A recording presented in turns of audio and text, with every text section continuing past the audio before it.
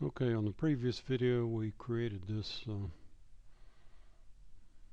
sketch here, and now I want to turn it into a three-dimensional object by coming up and selecting the sketch and going over here and saying revolve boss base.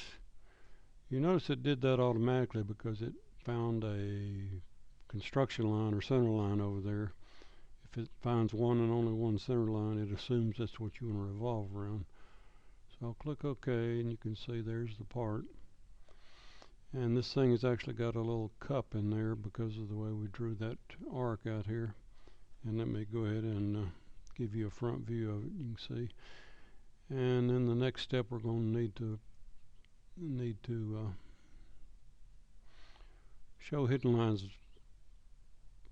visible here so we can see this arc, because we're going to make use of that. Okay, so this is our finished part. Now I'm going to rotate that around, and I'm going to come over here and make another sketch, this time on the top plane. Sketch, and switch to top view, and I want to come over here and I want to draw a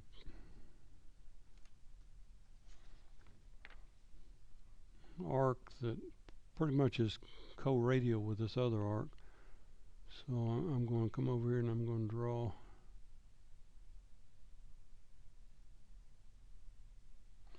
an arc which has its center on this center line. I'm going to add. Come out here and place that at some point. Then I'll come over here and I will draw a center point arc. I'll place the center point on the end of that horizontal line, and I will, whoops, mess that up.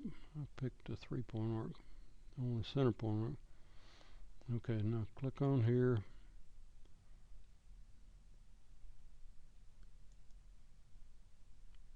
Come over and do something like this. It doesn't look much like what it should, but what I want to do is select this line. You'll notice that little icon there. That's called a silhouette edge icon.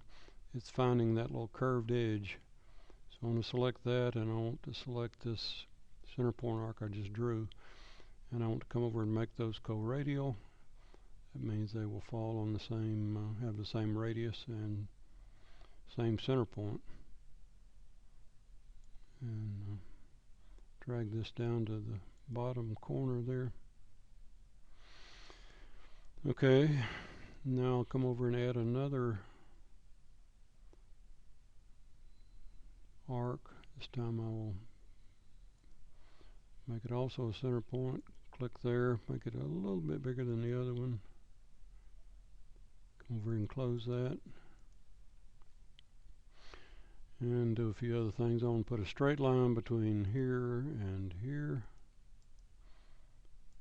That should be a horizontal line, by the way. Since I didn't, I'll click on it and say, I'll make you horizontal. If I zoom in, see I'm not quite where I want to be. I want to make those collinear, which means they're lining up. Okay. And I need to dimension that to be exactly 0.425 radius. And now I want to come over here and put a cap on the end of this. And I can do that by selecting a tangent arc here. Come over, click, hook it over and click there. You notice it's tangent on one side. I need to make it tangent on the other side, which I'll do here by control selecting those two, giving it a tangent relation. Okay, now you notice everything is nice and filled in except for this dimension, which should be, oh, I'm sorry, not that dimension. I want the dimension from the center line down to the center of that. You notice I can move that around, make it horizontal, vertical.